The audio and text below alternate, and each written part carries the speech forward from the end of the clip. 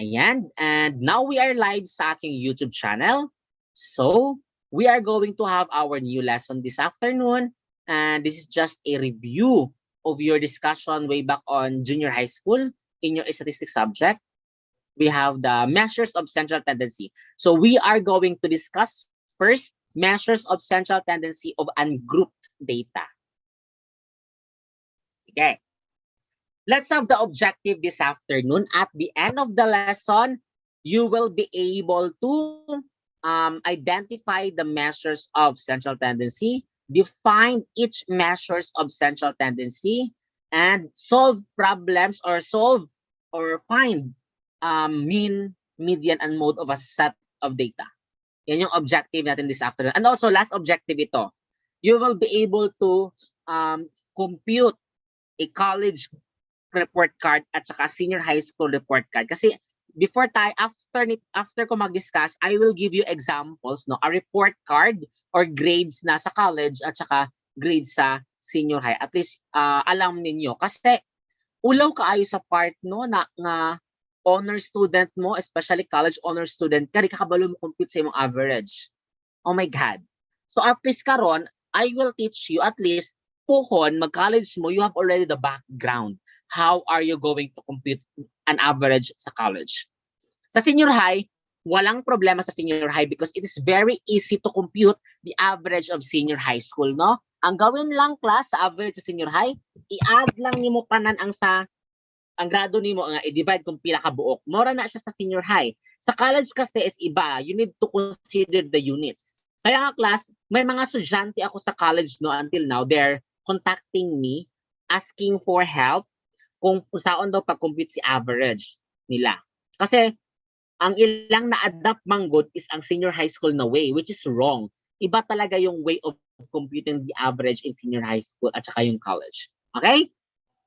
Now let's have the introductory part. So we have here the questions. How well did my students do on the last test? What is the average price of gasoline in the Phoenix metropolitan area? What is the mean number of home runs hit in National League?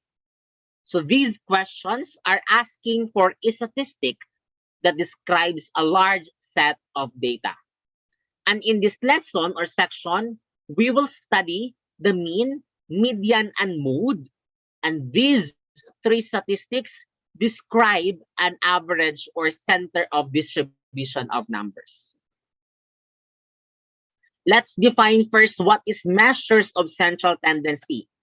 First, a measure of central tendency is a descriptive statistic that describes the average or typical value of set of scores. And there are three common measures of central tendency. We have the following: mean, median, at saka the mode. Again, mean, median, and the mode. Wala na ilain. Silang tulo lang yun na siya. Again, the three common measures of central tendency, the mean, median, and mode. Okay? Wait lang ha. Mag-drink ako water.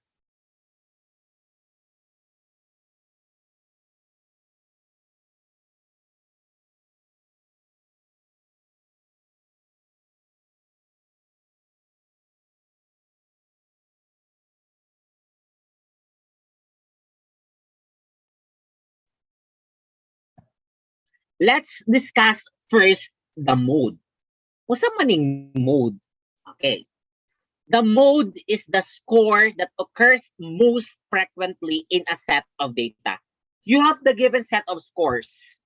Now, di ba makapansin mo na there are numbers na nag-repeat, nagabalik-balik yung mga numbers. Now, if kung ano yung number na nag-repeat talaga na many times, that is the mode. Okay, that's how are you going to get the mode of ungrouped data. Kasi class, pag group data kasi class, yung mode natin is medyo iba. Kasi you need to solve talaga. Mag-solve talaga kayo pag magkuha kayo ng mode pag grouped data. So example in this problem, the mode here. Now, sino yung mas malaki ang frequency? Sino yung mas malaki ang frequency? Ang mas malaki, di ba? we have here, ang pinakamalaki na frequency number is 5. Ano yung grade or score sa exam na ang frequency 5? 75, 76, 77, 78, 79, 80, 81, 82, 83, 84, 85, 86. Okay? 86. Yeah, 86 na siya. 86 niya, 86 na yung pinakataas. Oh, nailad po ko ano ganina. Now, the mode here is 86. Sir, bakit ang mode is 86? Class, siya kasi yung may pinakamalaki ang frequency. Okay? Ganyan ang pagkuha ng mode. Kung sino yung may pinakamarami ang frequency, that's the mode. Okay? Which is, the mode here is 5. 86 rather, 86. Sorry.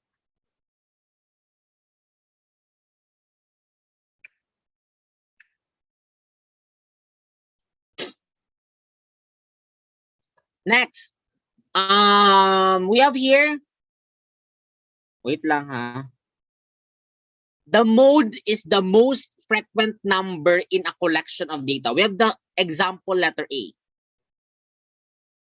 Okay, 3, 10, 8, 8, 7, 8, 10, 3, 3, 3. Now, the mode of example A is 3. Bakit 3 ang mode ng example A?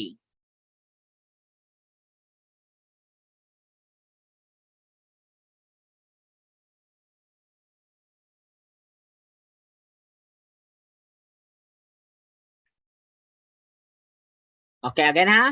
Bakit ang mode natin is 3? Because ikaapat nag-repeat ang 3. Si 3 lang yung may frequency na 4. And the rest, ang frequency, si 10, dalawa, si 3, tatlo, si 2, dalawa, si 7, isa lang dahil. Sorry, 7, isa lang.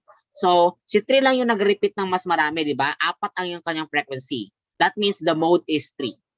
Example letter B. Example letter B, class. Tingnan niyo yung example letter B. 2, 5, 1, 5, 1, 2.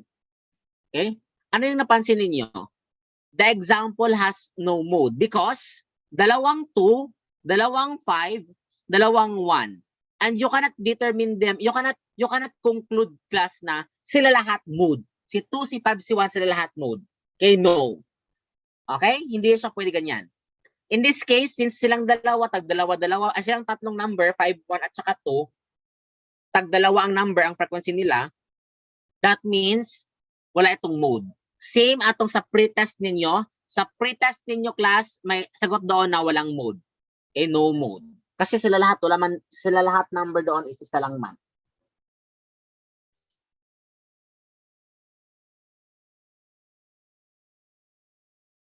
Example letter C. Example letter C has 2 modes. Si 5 at saka si 5, dalawa. Si 7 at saka si 7, dalawa. Si 9, 1, 0, 4, isa-isa lang sila. So may dalawang frequency kay 5 at saka kay 7. So in this situation, meron tayong dalawang mode. Ang tawag is bimodal. Okay?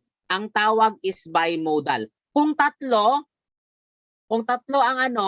ang tawag kay trimodal. Again, ang tawag kay trimodal kung tatlo. But in other books, multimodal ang ginagamit nila. Yeah, in other books, multimodal ang gamit nila. But I think I need to change that one.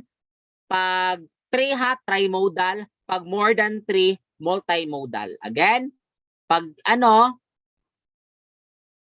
wait lang ha, let me lang.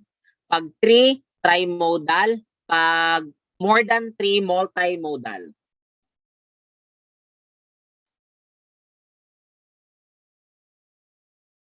Wait lang has 3. Okay?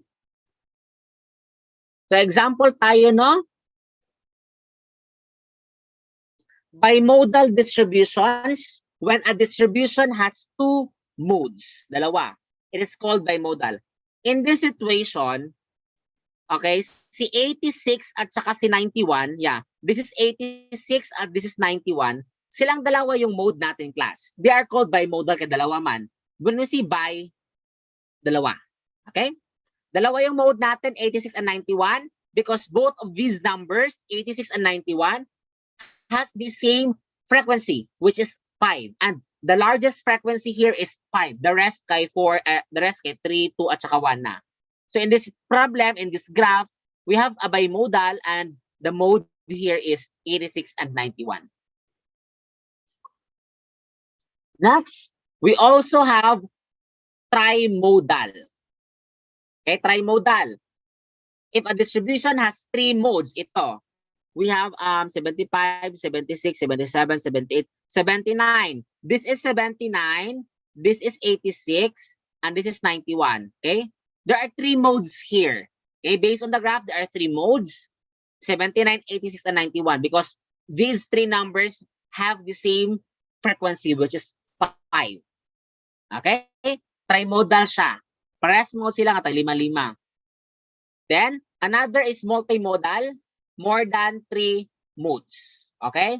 If a distribution has more than 3 modes, another term for multimodal is polymodal.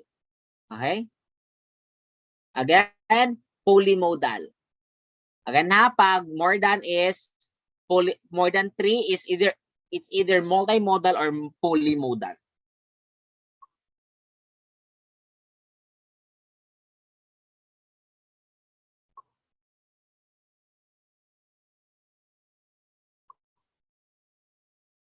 Okay, next. When to use mode. Actually, class, si mode, dili ka na siya gamit tayo. Yeah, the mode is not a very useful measure of central tendency. Dili ka na siya ginagamit kaayo. But in research, we can use mode, finding the frequency, kana sila. Okay? It is insensitive to large changes in the data set. That is, 2 data sets that are very different from each other can have the same mode. Example tayo, dalawang data, dalawang graph. Okay? We have here 2 graphs, class. The first graph, the mode is 10, given the frequency is 6. The other graph naman, the mode is 10, given the frequency is 100. But they have the same mode, ha? The same mode, which is 10, but they are different with each other. Okay? They're different from each other. Yung isa, yung frequency 6, yung isa 100. But they have the same mode, which is 10. In research class, especially descriptive statistics na part, yung mode of ginagamit or magamit dyan siya usually ang mode.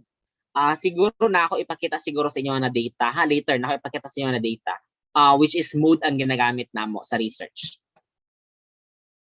The mode is primarily used with nominally scaled data.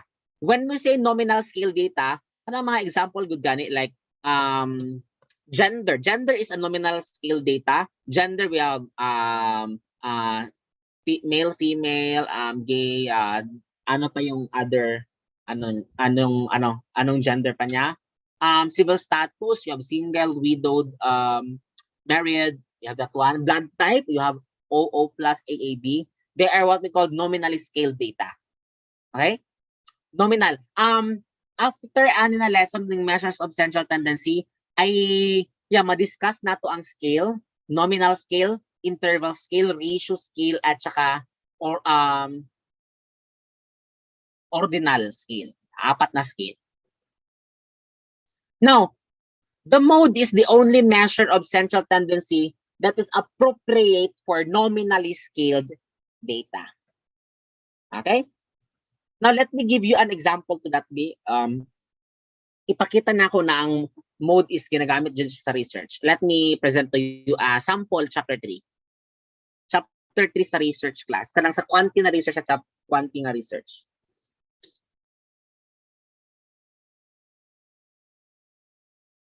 Ito. Let me share to you this one. In this chapter 3 na research, ito, kani siya, this is the mode. Okay? Ang mode, okay, in terms of age, the mode is 22 years and above. Kasi siya may pinakamarami na frequency. In terms of sex, female. In terms of program, it's BSHRIM, Bachelor of Science in Human Resource and International Management. In terms of year level, the mode is 39, which is the 4th year. Siya may pinakamarami na frequency. In terms of personality, we have ambivert. Okay? Yan, ganyan, ginagamit ang mode diri na situation. Because this data, these are nominally scaled data. Okay? Nominally scaled yan sila. Si sex, male, female. ang program, ang year level, apat ang year, depende year level. First year, second year, third year, fourth year, fifth year, ganon. Personality, ambivert, extrovert, introvert, they are nominally scale data. So, dire, dako kay pulos ang mode dire na situation. Next, let's proceed to the median. Okay, we're done with mode. Let's proceed to median. The median is simply another name for the 50th percentile. Kung sa Bisaya pa, kung na set of scores dito, o kung na set of scores, set of data here, yung nasa gitna, nasa tunga, siya ang median. Okay? Again, sa Bisaya, tunga. Sa Tagalog, gitna. Okay? In English, middle. Okay? The median is the score in the middle. Half of the scores are larger than the median, and half of the scores are smaller than the median. Okay? Now, how are you going to calculate median? To calculate median, dali na siya. Okay? There are many minor problems that can occur. It is best to let a computer do it. Kay kano man, kay ang sa Excel man gud na ay or computer na ay sorting of data. Arrange lang niya. The first step in computing median in ungrouped data, you are going to sort the data from highest to lowest or lowest to highest. Again, depende na sa inyo ha. Highest to lowest or lowest to highest. Or another term, largest to smallest or smallest to largest. I-arrange yun ninyo sa class. Then, after nyo ma-arrange, find the score in the middle. Kung kisa itong nasa tunga. Kung sino yung nasa gitna, that is the median. We have the formula n plus 1 over 2, and that will determine our median of the median of the given data.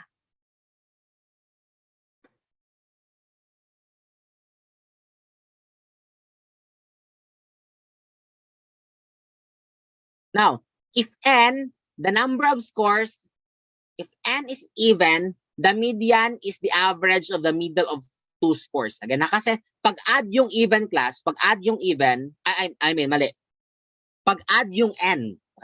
Pag-add yung n natin, when we say add numbers, bungkig, 1, 3, 5, 7, 9, 11, kaya sila mga bungkig. Okay? If add yung n natin, the result is whole number. Kaya nga, kung sino yung nasa gitna talaga, pag-add siya, automatically, yun yung median mo. Pag even yung median natin, yung n niya, the average of the middle of two scores. Okay? Okay, even man. Later, you will be encountering that kind of example. The median is the middle value of a distribution of data. How do you find the median? First, if possible or feasible, arrange the data from smallest to largest or largest to smallest. The location of the median can be calculated using this formula, this one. If n plus 1 over 2 is a whole number, then the value gives the location of the median.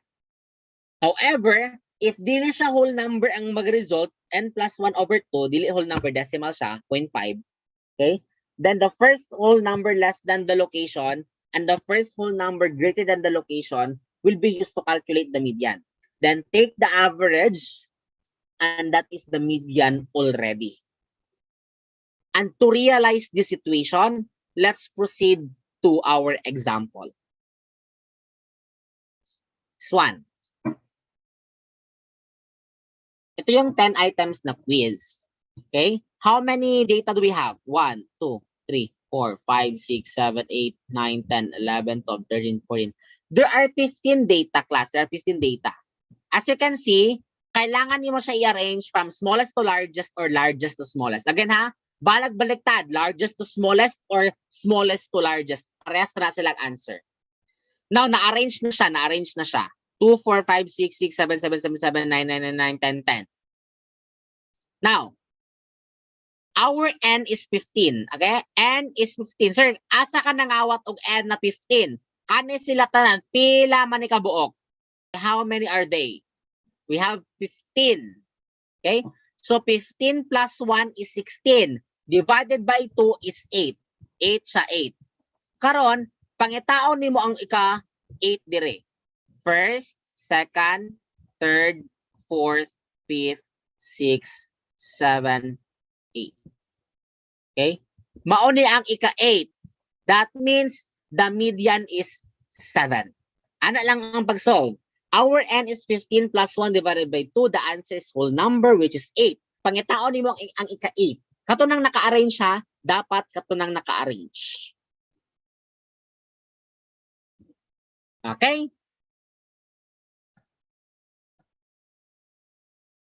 This one daw, kamo daw mag-solve ani class. Okay? Kamo daw solve ani, what is the median? Then kindly chat your answer. So please participate para naman din nanamoy ano kana, I mean, namoy ano kanang praktisanan og solve. Okay? So kindly solve this one, find the median. Kindly chat your answer also.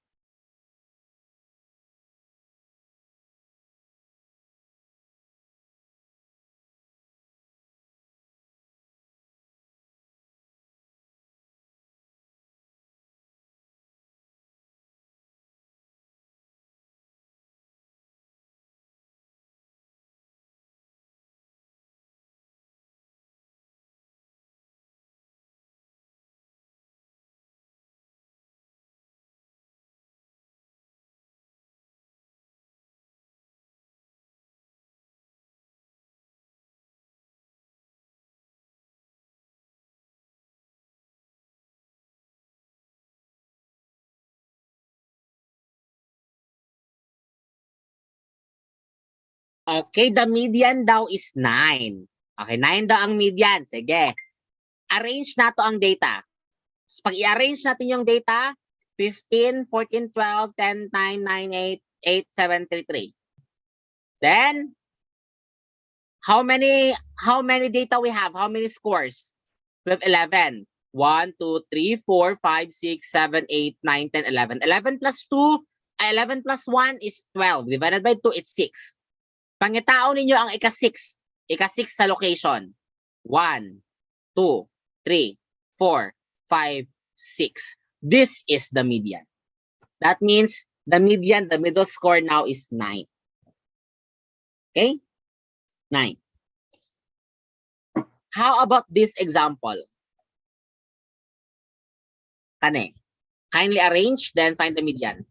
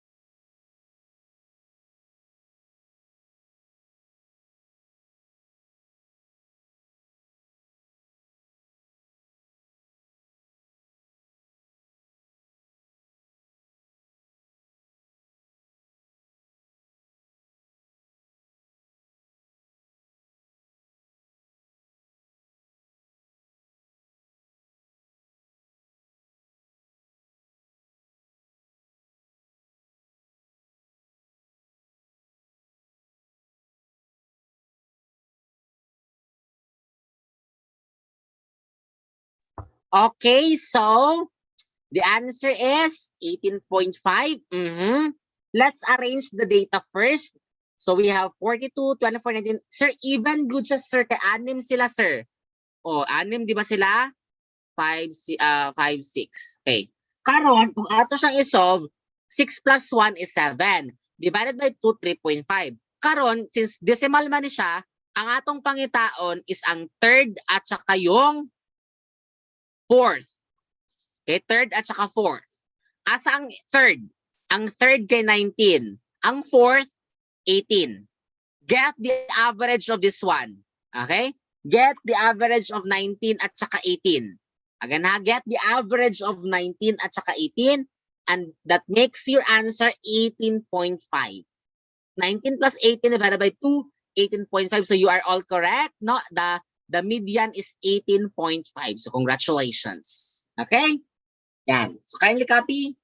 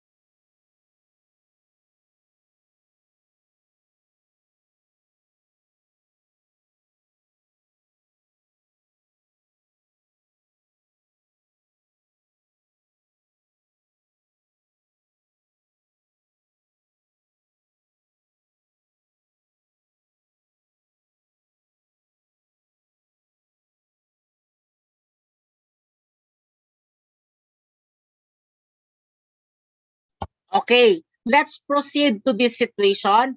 When to use the median? The median is often used when the distribution of scores is either positively or negatively skewed.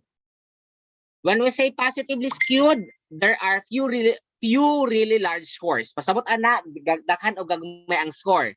Or there are few really small scores. Pag negatively skewed, few really small scores. That means mas daghan ang dagkog scores kaysa dagko na score kaysa sa small score. Okay?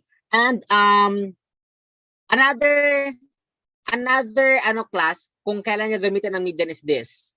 Pag ang range ng data is very mataas. Ano yung range ng data? Now, how are we going to get the range of data? Kagaya nito, the formula of range is highest score minus lowest score. Okay, again ha? Ang range is highest score minus lowest score. In this case, the range is 30. Yan. Pana. In this situation, the range is 12 kasi the highest score is 15. The lowest score is 3. So 15 minus 3 is 12. Okay? That's how are you going to find the range. Range is equal to highest score minus lowest score. Pag sobrang taas kasi ng range, for example, let me give you an example. Ang score kay 10, 11, 11, 11, 12, 15, 15, 16, tapos niabot sa 50, 50, 60, tapos niabot og 90, 91, 92, 93, ana. Niabot sa mga ingana na case. Mean is not the appropriate tool for us to find or to get the average. We are going to use median. Median ang ating gagamitin pag ganyan ang situation. Parang taas gani kaayo ang gap sa highest o lowest scores. Okay? 10 tapos nabot og 90. Kana we are going to get the median of that one. Dili mean.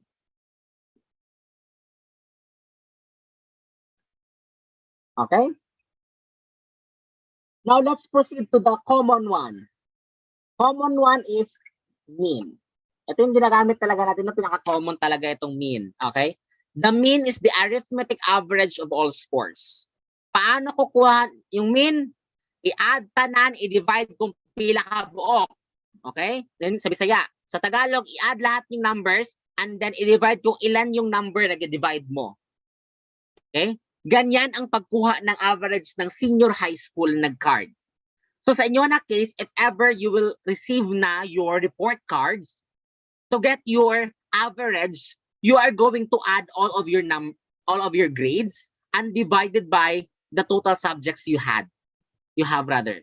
Okay? I-divide kung pila ka buok ang mong subject or pila ka buok ang imong gi-add nga number or grades. Kana. That's how you are going to compute your average in senior high school. Take note ha, just like what I've mentioned sa pinakauna ganina, that the computation of the average in senior high school is different pagdating sa college. Kaya nga, I will be presenting later a sample report or a sample grade of my students, no? By the way, I already asked permission to use his grade. Okay, naman siya daw. Okay? Calculating the mean.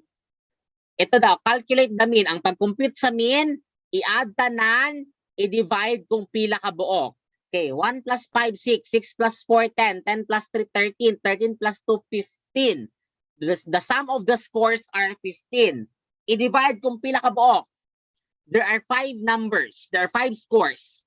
15 divided by 5, that means the mean is 3. Ana ang pagkuha sa mean sa ungrouped data. Ana ang pagkuha sa mean sa ungrouped data. Okay? How about this one? Later na lang siguro. When to use mean? Okay. When to use mean? You should use mean when the data are interval or ratio scaled. But there are also cases that some people use ordinal scale to compute the mean. Take note also, you should use mean when the data are not skewed. Okay? When the data are not skewed, it's either not positively skewed or negatively skewed. The mean is preferred because it is sensitive to every score. If you change one score in the data set, the mean will change. That's correct. If kung nakagi-change dira nga score or data, mausab jud ang average ana, mausab jud ang mean ana. Okay? Kung mag plus 5 ka every score sa mga bata, mausab jud ang mean ana niya. Okay? Relations between the measures of central tendency. In symmetrical distributions, the mean, median, and mode are equal. For normal, symmetrical, mean at saka median are equal. For normal distributions, mean at saka median at saka mode, they are all equal for normal distribution. In positively skewed distribution, the mean is greater than the median. If negatively skewed distribution, the mean is smaller than the median. Mauni ang dagway sa positively skewed, mauni ang dagway sa negatively skewed data. Okay?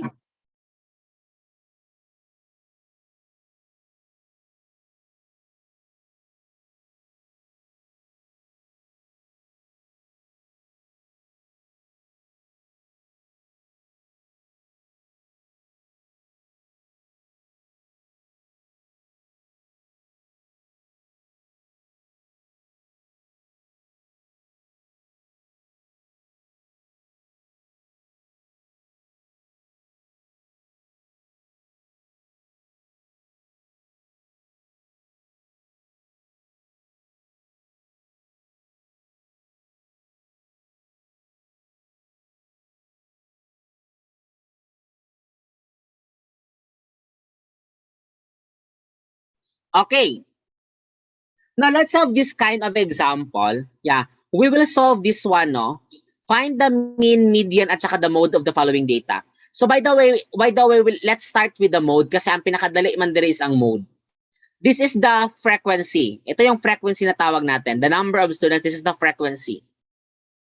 Okay, ang score na may pinakamarami ang frequency, we have the 9 at saka the 6. Tama? Ang score na may pinakamarami ang frequency, it's 9 at saka si 6. That means the modes are 6 and 9 and they are called bimodal. Again ha? The modes are 6 and 9 and what we are called bimodal. Dalawa ang mode natin, 6 at saka 9.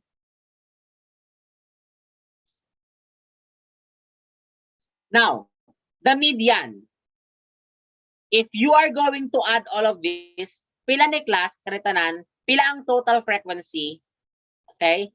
Pila ang total frequency class? Kindly add daw. Pila ang total frequency? I-add mo tanan. Total number of students, pila?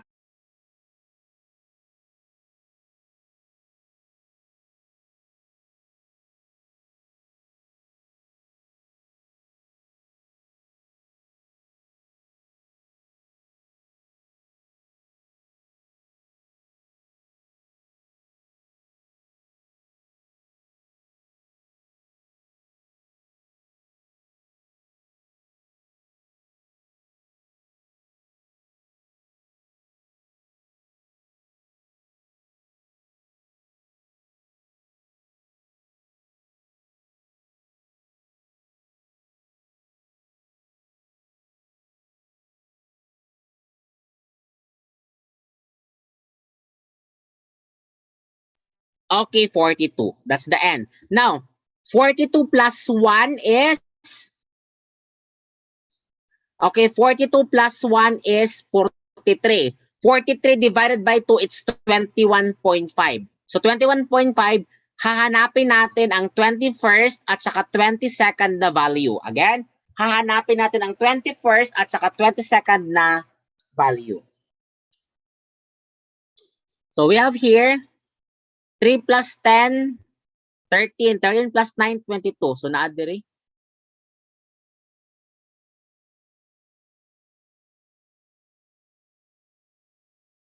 3 plus 10, 13. 13 plus 9, 22 na diri. Okay? The 22 at saka the 21st is naa diri nga value. Ano eh? That means the median is 8. Again, the median is 8. Na diri ang 21st of the second na value. Now for the mean. Okay. Paano kukunin ang mean pag ganito ang situation? Iba siya sa previous example no nga i-add sa tanan i-divide kung pila. Kani is iba, naa siya frequency. I-times nimo ni siya 10 times 3 30. 9 times 10 90. 8 times 9 72. 7 times 8 this is 56. 6 times 10 60. 5 times 2, it's 10. Okay, pagkaman ane, i-add ni mo na tanan class. Kani, i-add ni mo na tanan. 30 plus 90 is 120. 120 plus 72 is 192. Plus 56, 248. Plus 60, 308. Plus 10, 318. 18. Okay? This is 318. I-add daw class, basig mali ko. Okay, mental na ba na ako, no? Sige. I-try daw og add usab. Basig mali ko. 318 na akong answer. Okay, tama daw. 318. Okay? Sige. Now, to find the mean count class, 318, i-divide mo siya sa total number of students, 42, or the total frequency, the answer is 7.57. So this will serve as your mean. Okay? Ito yung mean natin. 7.57. That's our mean. Okay? So kindly copy before we will proceed sa college na report card atong pangitawon ang average o ang senior high na report card.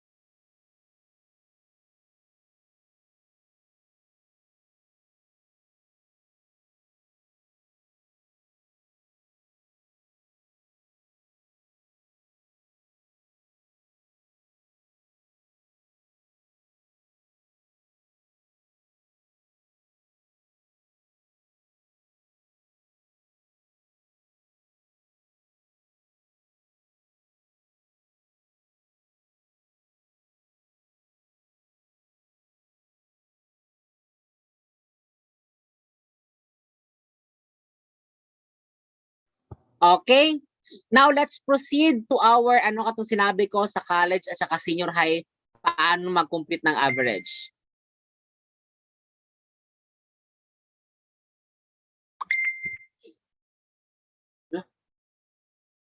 Ano yung meeting de karon eh?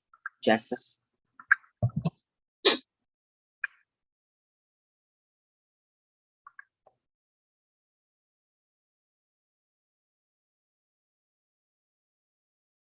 Wait lang ha.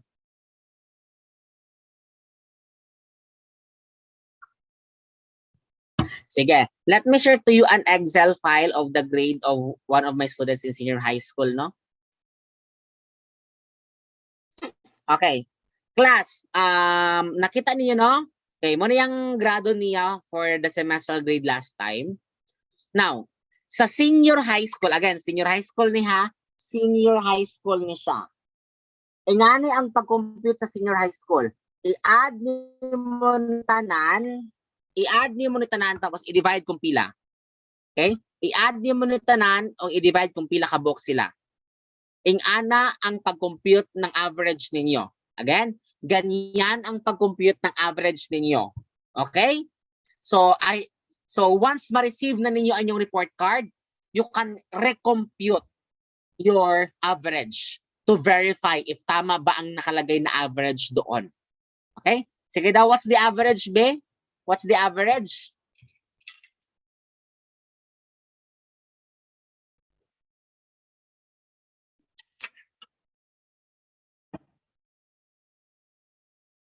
Okay? The average is 97. Let's check if tama ba na ang average is 97.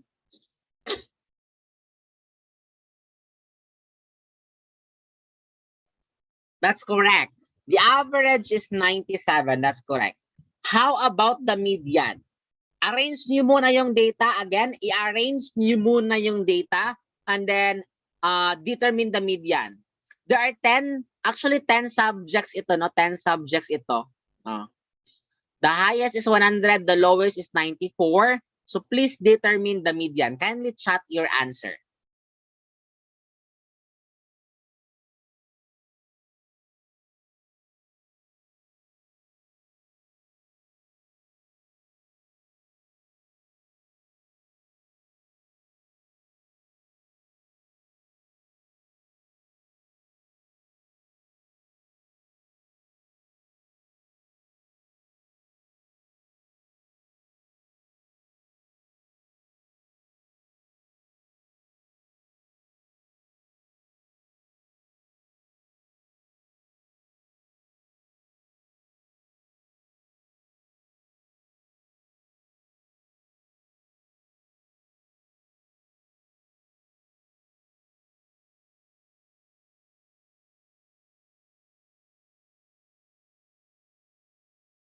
What's the median? Na-arrange na? The median is? Isa pa lang nag-answer. Yeah, ang highest is 100, sunod 99, 98, 98, 98, 97, 95, 96, 95, 94, 95, 95, 94. Okay, let's check the median. Sa Excel, oh. Magsulat na akong median, no? Tapos parentheses, i-drag na ako na siya. Tapos ng answer, 97.5.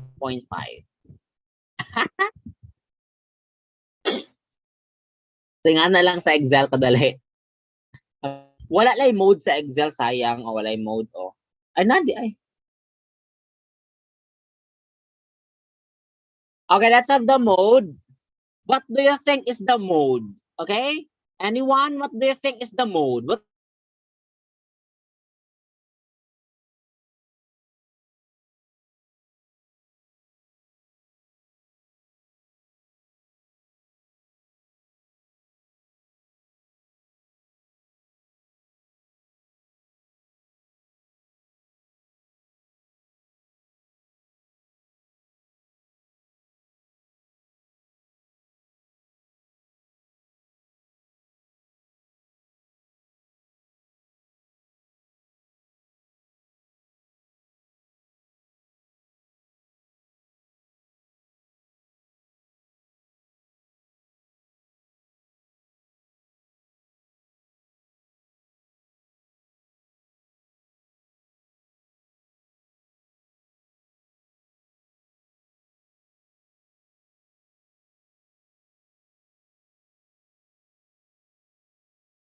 Nawala ako, no? Okay, wait lang.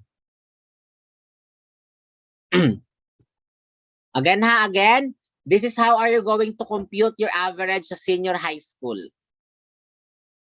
Now, let's proceed sa college. O, college na punta college.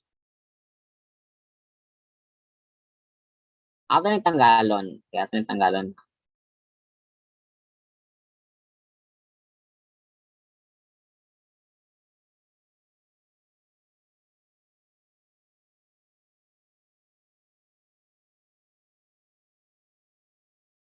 Okay. Class sa college class. Kaya, let's have this, this one. Ay, nidako naman.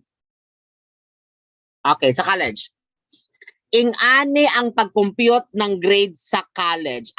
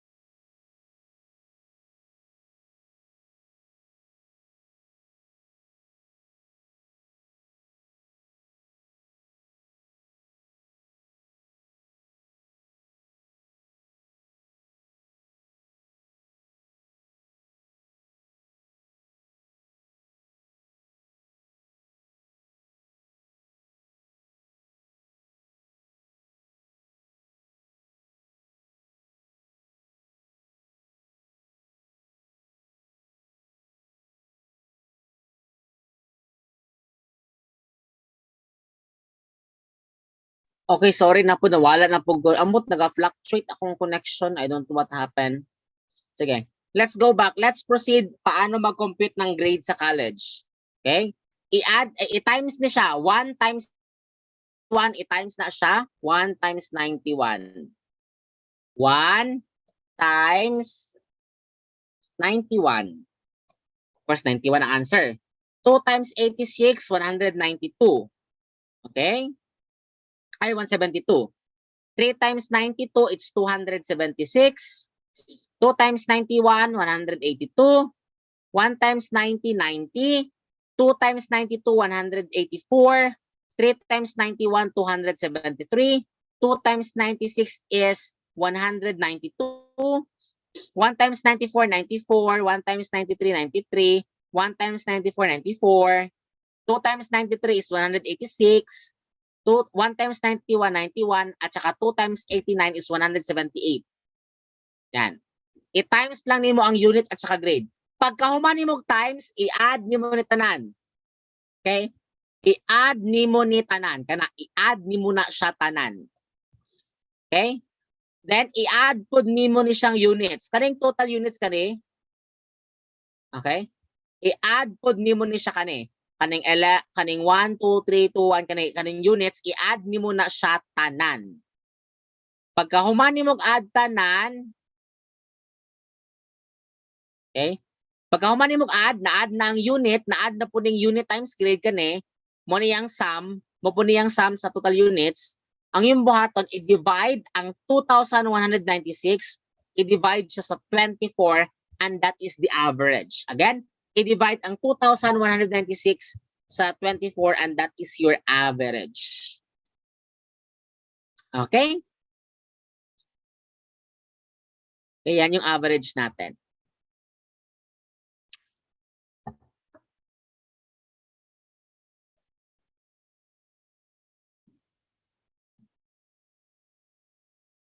Okay, ganyan ang pag-compute ng average sa college. Again i-times ang unit ug ang grade. Pagkatapos i-add ni siya tanan.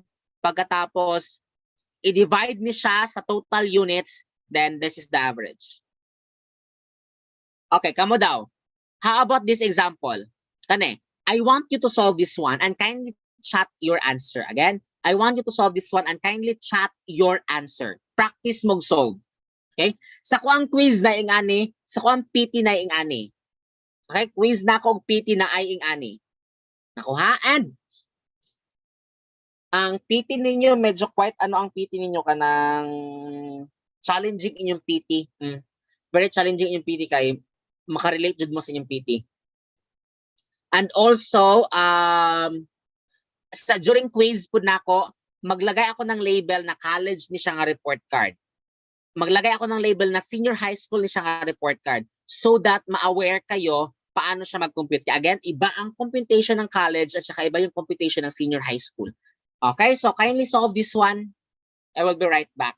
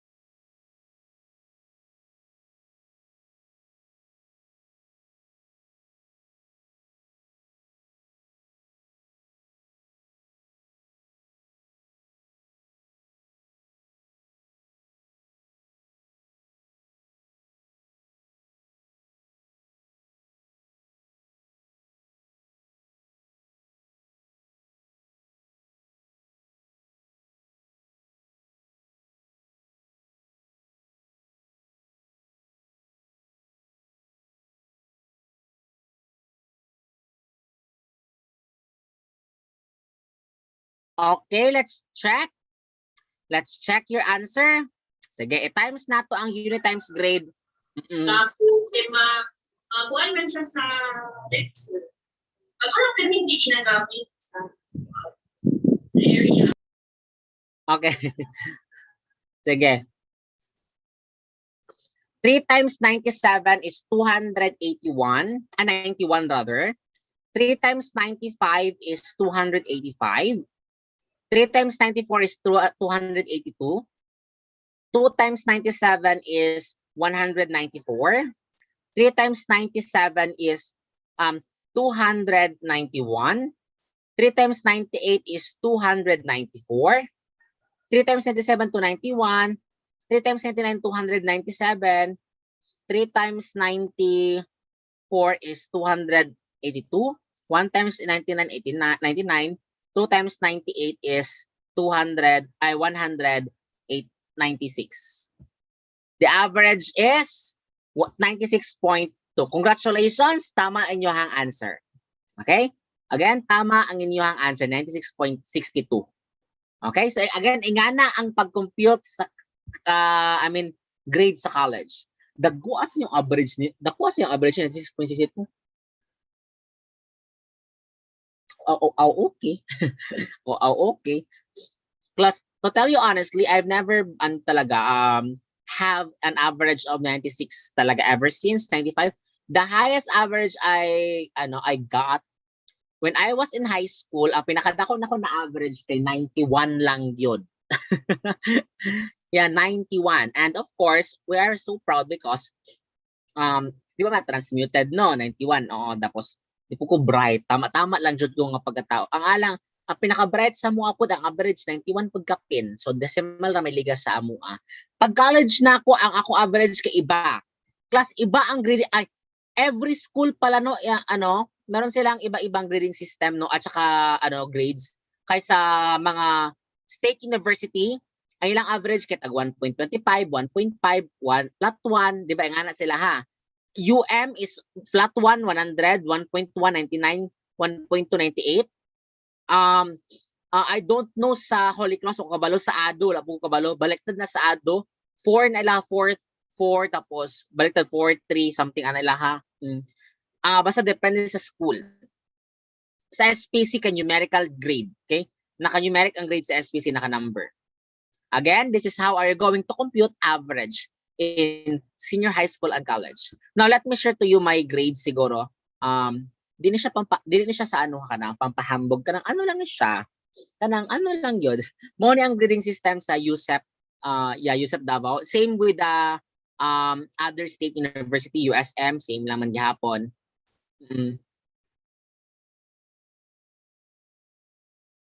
Okay, wait lang ha. Pangitaon sa nako akong grade. Grade na ko ni siya sa masters kay pag college na ako wala ko kabalo sa akong grade. So wala na ako nakuha ako. I mean nakuha na ko siya pero lahi ra siya, I mean wala ko picture. Mo ni akong grade pag masteral na ako. So ingani ang grading system sa USEP flat 1, 1, 1, 1.25, 1.75, 2, 2.25, ingani lang grading system and meron silang own equivalent. Ang flat 1 kay ganito, flat or 1.25 ganito, 1.5 ganito, 1.75 ganito ang range ng grade. Flat 1 is 98 to 100. 1.25 95 to 97, 1.5 90 to 94, 1.75 88 to 91, DOS 85 to 87, 81 to 84 ang 2.25, 2.75 78 to 82 na siguro. 81 tapos ang stress is 75 to 77. Ano ilang grading system dito? Then 3.55 bagsak na siya.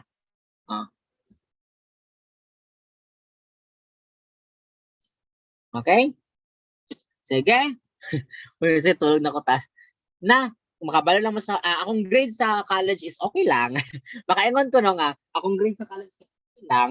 I'm just a normal student lang sa college. Normal ba? Yeah, kay again dili ko studios, tama-tama lang jud siya. Tapos mag-study lang ko ting exam or ting quiz, usay di gani no. Kaya naman, sige internet. Sige ra ko dulag-duta sa una pag college. Then ang sapat ang gidadula na ako sa una. Then fourth year college na busy pod ko kay student government, so mga meetings, mga paperworks dito, so sobrang busy. Pero may pasayman. But wala ko'y pag college na ako, wala ko'y grade below 80. Lowest grade na ako 84. Lowest grade na ako pag college 84. Muna yung reason nga nung wala na cum laude because in Korea College we have this grade na dapat manggod wala kay grade below 84 85. Lowest grade nimo para ma-cum laude ka is 86. That's the ano sa Korea College. Dapat imong average pod kay 90 something. 90 something no grade below 86. Pero kami ano siya ang Korea is 1 point something, 1.2, 1.3, 1.4. Ingana among grado sa una pod. Same sa UM. Pero lahi lang ang equivalent. Ang flat 1 sa UM is 100. Ang flat 1 sa MUA 95 to 100. Ang 3.5 sa UM 75. Ang 3.5 sa MUA bagsak na. Ang 3 na mo is 75. Ang 3 sa UM kay 80. So nga na ang grade system. So okay lang po dala mo ko nagmahay nga wala ko na cum laude kay in the first place wala ko kabalo na nga na sa college sa una. Late na ako na realize pag sa second college na ako ano ni mga ingana di ay. Then first year college ko naka 84 pero it's okay. Yeah. Di na problema. Okay, so I think yun lang ang ating discussion natin this afternoon. meet naman tayo next meeting. Our discussion next meeting is all about measures of central tendency. Group data na tayo. Group data, medyo labad. I mean, it requires focus. Focus talaga tayo next meeting para hindi kayo malito sa discussion natin. So to end this class, let me call Placido, Mariel Placido to lead us into prayer. Mariel, are you there? Natulog siguro ni si Mariel. Oh, feel ako natulog si Mariel. Sige na lang. Okay? Mariel, dili magtulog-tulog sunod ha. Next, ano na lang? Yes, Monsalod. Ikaw na lang mag-pray. Trisha. Hi, sir. Okay. Natulog ka wala? Charot lang. Wala, Sige. sir. Let's put Sige, ourselves sige. in the holy presence of the Lord. In the name of Father, Son, and Holy Spirit. Amen. Lord, thank you po na may natutunan po kami ngayon sa math lesson po, Lord. And please guide us as we end our class today. We love you, Jesus. Amen.